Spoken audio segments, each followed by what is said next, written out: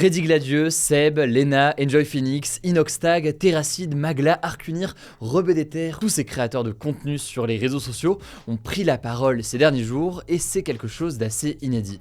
En fait, jamais autant de créateurs de contenu n'avaient réagi aussi massivement à une actualité de politique française.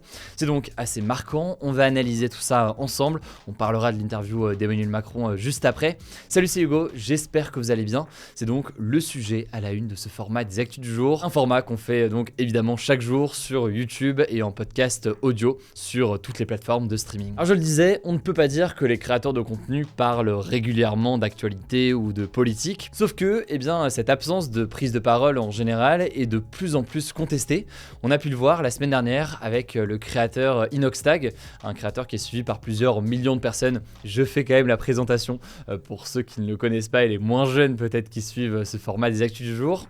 Inox a publié un tweet humoristique en plein milieu des manifestations contre la réforme il y a quelques jours et beaucoup lui ont alors reproché d'être complètement déconnecté de la réalité et l'ont appelé à se renseigner sur ce qui se passe en France. Ce qui fait du coup que peu de temps après, il a posté une série de tweets disant tout simplement qu'il était désolé, il s'excusait en fait de ne pas être assez renseigné sur la situation. Il a même déclaré qu'il pourrait relayer des cagnottes ou autres en soutien aux grévistes. Alors pourquoi est-ce que les créateurs de contenu prenaient si peu la parole sur les sujets politiques jusqu'ici? Alors il y a différentes raisons qui sont parfois avancées. Certains estiment que c'est la crainte de froisser certains abonnés, donc de mettre une partie de leur communauté à dos.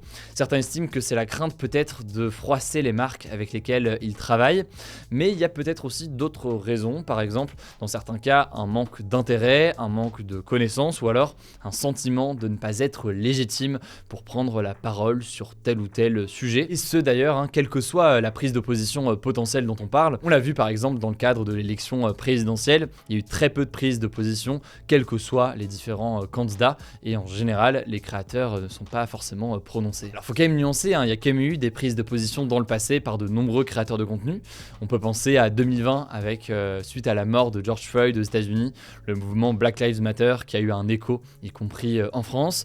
On peut parler plus largement en fait de beaucoup de mobilisations qu'on a pu entendre sur des sujets internationaux qui touchent notamment aux droits de l'homme. Par exemple, sur la question des Ouïghours, il y a beaucoup de créateurs de contenu qui ont pris la parole. Mais concernant des sujets politiques franco-français, si on peut dire ça, comme c'est le cas ici avec la réforme des retraites, mis à part certains créateurs comme Antoine Daniel par exemple, qui en parlent relativement régulièrement, c'est la première fois qu'on voit autant de créateurs en parler. Le premier qui a réellement pris la parole clairement sur la réforme des retraites pour la dénoncer, c'est le youtubeur Sullivan Wed, qui est anciennement connu sous le nom d'Un Panda Moqueur. Il a publié plusieurs stories sur Instagram en reprenant des vidéos du déclenchement du 49.3 par le gouvernement à l'Assemblée nationale et puis en donnant clairement son avis sur cette méthode, en écrivant notamment, je cite, « Je suis triste pour mon pays ». S'en est suivi donc beaucoup de posts par plein de créateurs de contenu.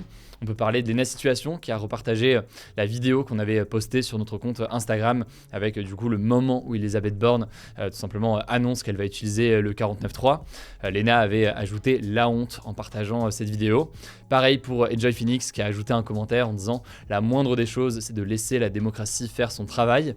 Et d'autres ont aussi dénoncé la répression policière parfois très violente qui a pu être observée ces derniers jours lors des manifestations. On peut parler par exemple de Mastu qui a posté une story à ce sujet dénonçant, je cite, des abus de violence sur les civils. Bon, je vais pas lister du coup tous les influenceurs qui ont pris la parole, surtout que je réalise que pour ceux qui ne suivent pas forcément les créateurs de contenu ou des youtubeurs en général, tout ça a l'air assez mystérieux depuis le début avec tous les noms que je donne. Mais il y a notamment le journaliste Vincent Manilev qui a recensé de nombreux créateurs de contenu qui ont parlé, qui ont pris la parole sur le sujet. Je vous renvoie donc vers son thread, le lien est directement en description. Et par ailleurs, là j'évoque pas d'autres artistes ou d'autres personnalités, mais effectivement il y a par exemple des rappeurs comme le rappeur SCH qui a pris la parole il y a quelques jours. Bon, maintenant qu'on a dit tout ça, c'est intéressant de voir pourquoi est-ce que c'est marquant. C'est marquant déjà évidemment parce que je l'ai dit, c'est quelque chose de nouveau et à une ampleur assez particulière. C'est marquant aussi parce que ça donne forcément un écho bien plus large à un sujet qui jusqu'ici était surtout évoqué par des créateurs de contenu ou des médias d'ailleurs qui traitent de ces sujets quotidiennement. C'est aussi intéressant à analyser car la story d'une telle personnalité qui peut avoir plusieurs millions d'abonnés, ça peut avoir potentiellement plus d'impact en termes de couverture et en termes d'écho disons qu'une large couverture par des comptes certes dédiés à ce sujet mais qui seraient moins suivis. On peut d'ailleurs noter qu'il y a eu un véritable véritable écho à partir du moment où le 49.3 a été utilisé. En gros, oui, il y avait quelques créateurs de contenu qui avaient pris position contre la réforme des retraites avant, mais en fait, c'est le 49.3 qui a été une sorte de goutte d'eau qui a entraîné une mobilisation très importante de créateurs de contenu. Dur de savoir qu'est-ce qui explique tout ça. Certains estiment que c'est lié à un effet boule de neige, puisque l'un prend la parole, l'autre a peut-être moins peur de prendre la parole. C'est peut-être aussi lié au fait que le 49.3, c'est pas qu'une question de réforme, c'est une question aussi de manière de gouverner. Je le rappelle, le 49.3, c'est quelque chose qui est légal en soi, alors sauf si le Conseil constitutionnel, dans les prochains jours, estime que dans le cadre de cette réforme, eh bien, ce n'était pas quelque chose d'autorisé. Mais autrement, c'est quelque chose qui est légal, mais très contesté au vu des manifestations importantes en ce moment, ou alors plus largement de l'impopularité de cette réforme et qu'on observe notamment dans les sondages d'opinion. Enfin, il faut noter que ça peut aller encore plus loin qu'une simple prise de parole. On peut citer par exemple un collectif de streamers, Piqué de Stream, qui est engagé contre cette réforme et qui a relayé en fait en ligne une cagnotte qui vient en aide aux salariés en lutte ou alors victimes de discrimination. Alors évidemment, certains questionnent ces prises de parole, certains estiment que ce n'est pas leur rôle, d'autres estiment qu'ils ne sont pas bien placés pour en parler, mais là-dessus, eh bien là aussi, certains créateurs de contenu ont répondu. Seb, par exemple, a répondu qu'en gros, les créateurs aussi ont des parents ou de la famille qui ont travaillé toute leur vie et qui sont en mauvaise santé, arrivés à l'âge de la retraite. De la même façon, le youtubeur Dr Nozman a lui aussi parlé de sa mère et de son travail d'aide-soignante qui est très éprouvant. Bref, c'est intéressant, j'ai dit intéressant 1000 fois, désolé dans cette actu, mais c'est intéressant de voir que pour la première fois, il y a autant de streamers qui prennent la parole, il y a autant de créateurs de contenu qui prennent la parole sur un sujet franco-français, si on peut dire ça comme ça. Par ailleurs, un appel à multiplier ces prises de parole a été lancé par le compte Le 5e Art directement sur Instagram aujourd'hui. Voilà donc pour ces informations et évidemment, on va continuer à suivre tout ça. On passe à un deuxième sujet, toujours en rapport avec la réforme des retraites. Vous l'avez peut-être suivi en direct avec moi, soit sur YouTube, soit sur mon compte TikTok. C'était l'interview d'Emmanuel Macron en direct de l'Elysée par TF1 et France 2. Alors résumé rapide, il a globalement maintenu la ligne qu'il tient depuis le début. Selon lui, la réforme est nécessaire. Il a confirmé son souhait de la faire entrer en vigueur d'ici à la fin de l'année. Il n'y a pas 36 solutions si on veut que le régime soit équilibré. Il ne l'est plus.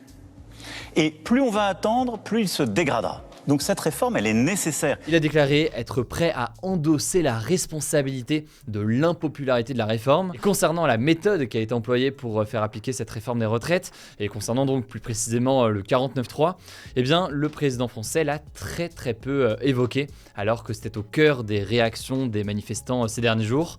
Il s'est contenté d'estimer qu'Elisabeth Borne, la première ministre donc, avait pris ses responsabilités. Emmanuel Macron a également condamné les violences lors de certaines manifestations spontanées ces derniers jours, en ajoutant, je cite, « On ne tolérera aucun débordement », sans évoquer pour autant la question des violences policières qui font là aussi beaucoup réagir ces derniers jours. D'ailleurs, sur la question des violences, il a fait un parallèle entre certaines manifestations spontanées et la prise du Capitole par des supporters de Donald Trump en 2021, ce qui a fortement fait réagir.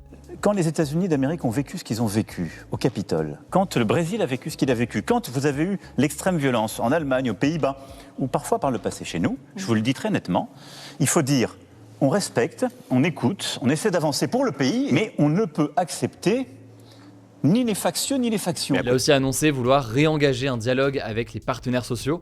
Donc là, partenaires sociaux, on entend notamment les syndicats qui défendent les salariés. Un dialogue qu'il souhaite avoir notamment sur les questions des conditions de travail, tout en les accusant de ne pas avoir d'alternative à cette réforme des retraites. D'ailleurs, sur ça, le secrétaire général du syndicat, la CFDT, Laurent Berger, a réagi. Il a accusé Emmanuel Macron de mentir sur la position de la CFDT, assurant que le syndicat a bel et bien un programme et une alternative. Et plus largement, plusieurs partis de l'opposition ont fait savoir ces dernières semaines qu'ils portaient des alternatives. On en a parlé sur notre chaîne YouTube principale dans une vidéo dédiée à la réforme des retraites. Il y a la question de l'augmentation de cotisations, il y a la question de la taxation de super profits ou alors des plus grosses fortunes françaises. Plusieurs propositions parmi d'autres qui sont avancées ces derniers jours quand il est question donc de cette question des finances. En tout cas, vous l'aurez compris, le dialogue s'annonce compliqué, sachant qu'il est rompu depuis des semaines entre les syndicats et l'Elysée. Le président a aussi fait une annonce, l'annonce d'une contribution exceptionnelle sur des profits exceptionnels qui ne serait pas une taxe sur les super profits. Alors il a notamment cité la question de grands groupes qui réussissent à racheter leurs propres actions grâce à leurs profits, estimant que ces entreprises doivent distribuer davantage à leurs salariés. Là-dessus, je ne rentre pas dans les détails, je pense qu'on aura l'occasion d'en reparler. Et pour finir, la fin de l'intervention du président de la République était plutôt orientée sur son programme dans les prochaines années. Il a notamment évoqué 3 axes, le plein emploi, l'ordre républicain, donc des enjeux de sécurité, et le mieux vivre, notamment dans un monde plus écologique. Il a aussi annoncé d'immenses ambitions plus largement pour l'école ou encore la santé. L'école, la santé, l'écologie. C'est ça les 3 priorités. L'école, je veux qu'à la rentrée prochaine, on puisse remplacer du jour au lendemain les profs dans les classes des élèves. Ce qui n'est pas le cas aujourd'hui dans beaucoup de collèges et lycées. C'est loin d'être le cas. Voilà. Alors cette interview, elle a forcément fait beaucoup réagir, et pour citer quelques réactions de l'opposition, le leader de la France Insoumise, Jean-Luc Mélenchon, a dénoncé le mépris et l'arrogance d'Emmanuel Macron.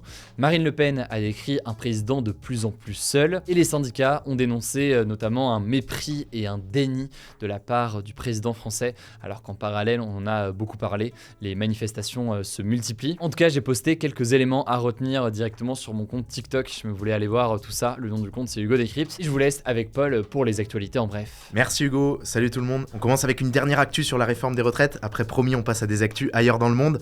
Mais ce jeudi a lieu une 9e journée de mobilisation dans toute la France contre la réforme, avec donc des manifestations et des grèves. Conséquence, dans plusieurs villes, le trafic des transports en commun sera perturbé, tout comme le trafic des trains au niveau national, avec seulement 4 TGV sur 5 et 6 intercités sur 10 en circulation. Les grèves perturberont aussi les cours dans les écoles, les collèges, les lycées. On sait par exemple que 70% des enseignants dans les écoles primaires feront grève à Paris. Plusieurs syndicats lycéens ont aussi appelé à bloquer les lycées demain et vendredi. Il y a aussi toujours des grèves dans le secteur de l'énergie. Des grèves qui commencent à avoir des conséquences, notamment sur la disponibilité des carburants dans 34 départements. En France aujourd'hui, 13% des stations-service n'ont soit pas d'essence, soit pas de diesel. Allez, on quitte la France pour la deuxième actu.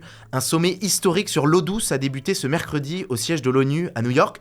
Historique parce que ça faisait près de 50 ans qu'un nouveau sommet international sur la question était attendu. Et l'eau douce, c'est un enjeu absolument majeur. Selon l'ONU, près de la moitié de la population mondiale subit de graves pénuries d'eau pendant au moins une partie de l'année. Et à côté de ça, près d'un quart de la population mondiale boit régulièrement de l'eau contaminée par des excréments, avec tous les risques que ça pose en termes de transmission de maladies. Et le truc, c'est que cet accès à l'eau douce va devenir encore plus problématique à l'avenir pour 2 raisons principales. Déjà parce que les besoins sont en augmentation. Ces dernières années, l'utilisation d'eau douce a augmenté de près d'1% par an dans le monde. Et à côté de ça, il y a le réchauffement climatique qui va venir intensifier le manque d'eau. Bref, les pays de l'ONU doivent donc s'accorder sur des mesures. On vous tiendra au courant de ce qui est décidé. Troisième actu, la visite du président chinois Xi Jinping en Russie s'est terminée ce mercredi et il y a eu plusieurs nouvelles annonces marquantes. Déjà, la Chine et la Russie ont signé un accord gazier qui était très attendu côté russe, dans le contexte où la Russie est obligée de trouver de nouveaux débouchés pour son gaz après les sanctions européennes. Cet accord, il prévoit la construction d'un gigantesque gazoduc de la Russie vers la Chine, qui va s'appeler Sibérie 2, et ça en fait, ça va permettre à la Russie d'augmenter fortement ses exportations de gaz vers la Chine,